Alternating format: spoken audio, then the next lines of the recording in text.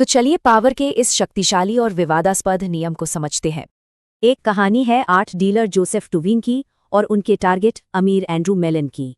सबके लिए मेलन एक नामुमकिन सपना थे, पर डुवीन के पास एक प्लान था। सालों तक डुवीन ने अपने शिकार की जासूसी की, मेलन के ही स्टाफ से जानकारी निकाली।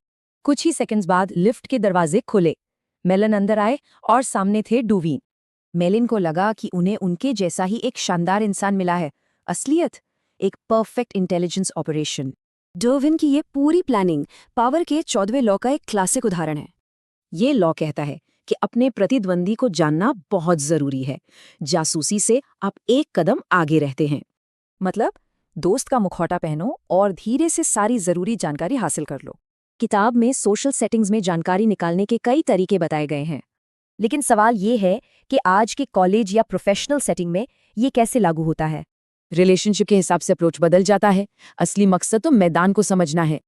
आज के जमाने में इसका एक एप्लीकेशन है, किसी और के जरिए जानकारी निकालना या अप्रत्यक्ष रूप से दबाव डालना। तो सबसे जरूरी बात यह है कि चुपके से जुटाई गई जानकारी एक रणनीतिक बढ़त देती है। लेकिन इस अप्रोच की आलोचना भी होती है। क्या ये सच में पावर है या सिर्फ एक वहम?